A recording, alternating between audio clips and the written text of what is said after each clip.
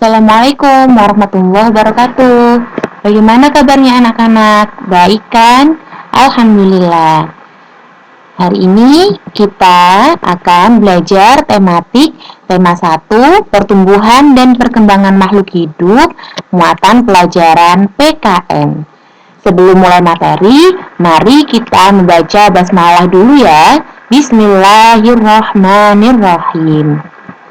Nah, anak-anak, pada pembelajaran kali ini, Bu Guru mengharapkan kalian dapat memahami arti gambar lambang negara Garuda Pancasila, kemudian dapat menjelaskan makna keberagaman karakteristik individu, serta memahami makna bersatu dalam keberagaman di lingkungan sekitar.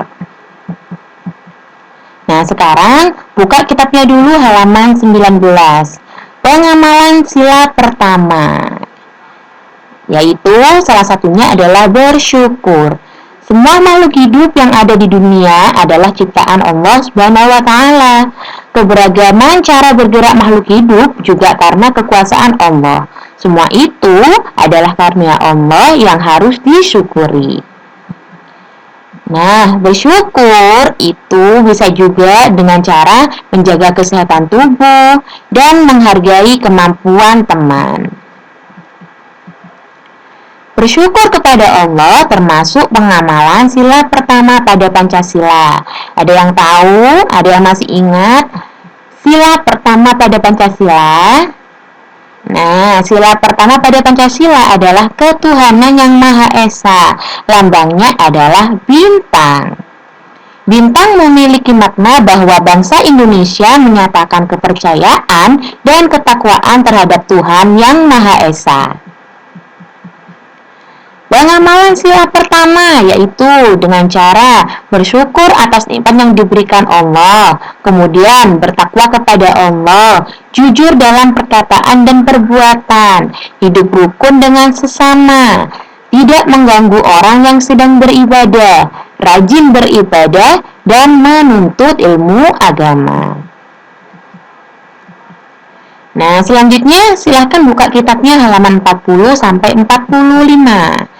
Bagaimana cara mensyukuri nikmat Allah? Nah, yang pertama adalah menjaga kesehatan tubuh. Dengan cara apa? Menjaga pola makan, berolahraga, istirahat yang cukup. Kemudian yang kedua, berbuat baik kepada seluruh makhluk hidup, manusia, hewan, tumbuhan, dan lain-lain. Yang ketiga, menghargai kemampuan teman. Yang keempat, menghargai agama orang lain, serta menjaga kebersihan makanan. Nah, kenapa sih kita harus menjaga kebersihan makanan? Nah, karena menjaga kebersihan makanan merupakan salah satu cara kita untuk bersyukur kepada Allah yang telah menciptakan kita dengan sangat sempurna. Allah menciptakan berbagai macam makhluk hidup yang berbeda-beda. Nah, perbedaan tersebut anak-anak merupakan karunia dari Allah juga. Nah, istilah lain dari perbedaan adalah keberagaman. Adanya keberagaman tersebut akan membuat kita belajar betapa pentingnya rasa saling menghormati dan saling menghargai antar sesama. Sikap saling menghargai dan menghormati antar sesama merupakan pengamalan sila kedua Pancasila. Ada yang masih ingat sila kedua Pancasila? Nah, sila kedua Pancasila adalah kemanusiaan yang adil dan beradab. Lambangnya adalah rantai. Rantai memiliki makna bahwa bangsa Indonesia menjunjung tinggi nilai-nilai kemanusiaan, saling menghormati, saling menyayangi, dan memperlakukan manusia lainnya dengan baik. Cara menghadapi perbedaan.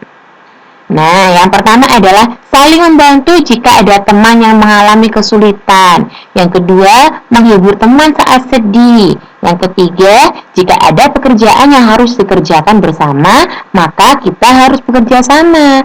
Yang keempat, tidak memilih-milih teman. Dan yang kelima, tidak memaksakan pendapat kita kepada orang lain.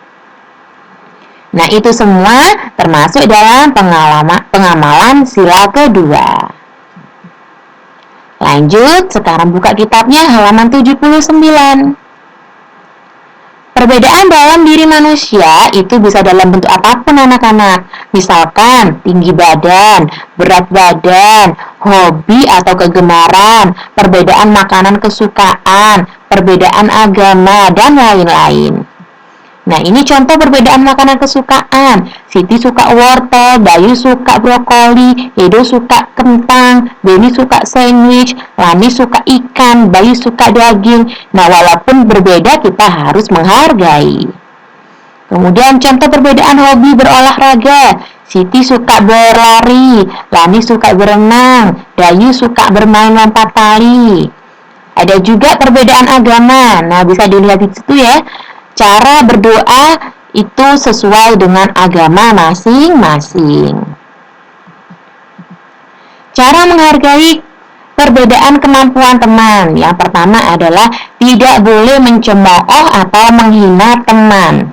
Yang kedua, tidak meremehkan kemampuan teman. Yang ketiga, menghormati kemampuan dan minat teman. Yang keempat, menyemangati teman untuk mengembangkan kemampuannya. Yang kelima, memberikan saran yang baik untuk teman kita yang memiliki kekurangan.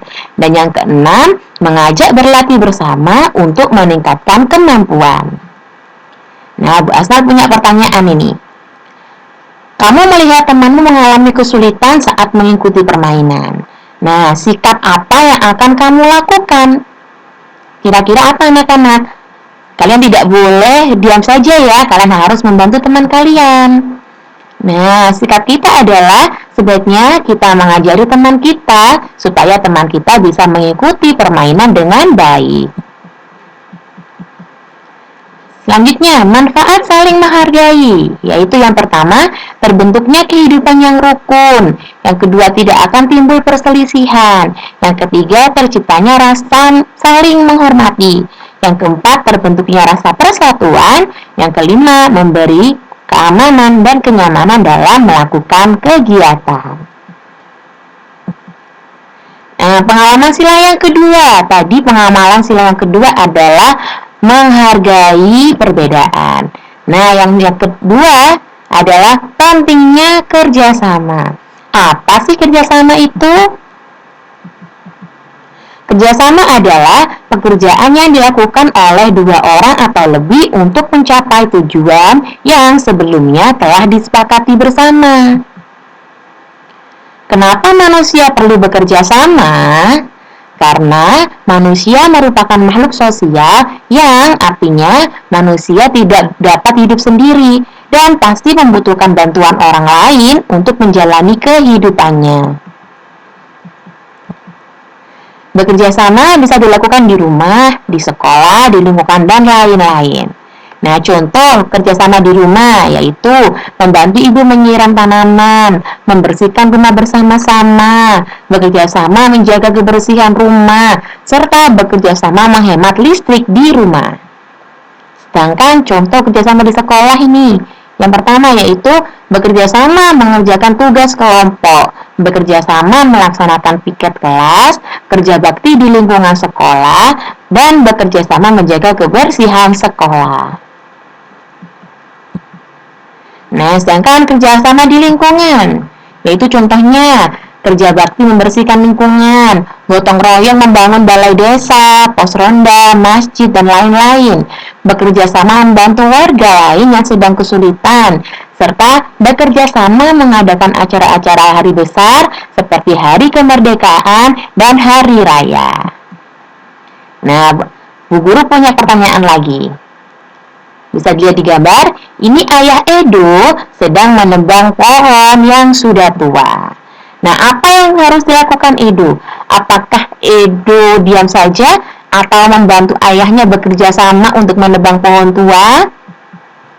Nah, ini ya sarannya adalah Edo seharusnya membantu ayah mengumpulkan ranting-ranting pohon yang sudah ditebang oleh ayahnya.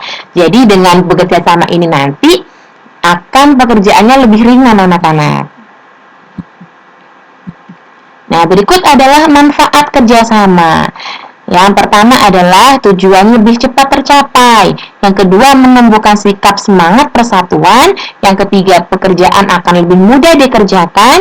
Yang keempat, pekerjaan akan lebih cepat selesai. Serta yang kelima, melatih diri untuk menghargai orang lain. Nah, itu tadi anak-anak, kalian sudah belajar tentang pengamalan Pancasila sila pertama, yaitu tentang mensyukuri apapun yang didapat dari Allah. Kemudian pengamalan sila kedua, yaitu menghargai perbedaan dan pentingnya bekerja sama. Jangan lupa untuk menerapkan semua itu di kehidupan sehari-hari ya anak-anak ya. Dan jangan lupa untuk selalu menjaga iman dan menjaga imun. Terima kasih anak-anak, semoga bermanfaat. Assalamualaikum warahmatullahi wabarakatuh.